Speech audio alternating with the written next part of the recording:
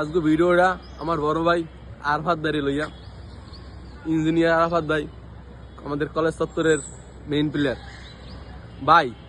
আর কত বয়স তো ভাই কমায় নাই, বিয়েটা কবে করবেন কন?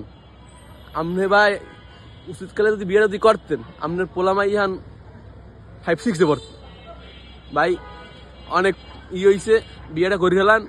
শীত তো ভাই শেষ হয়ে যাইতেছে, এক শীত দু শীত করতে করতে ভাই বহুত শীত পার হয়ে গেছে, বহুত ফাল্গুন গেছে ভাই।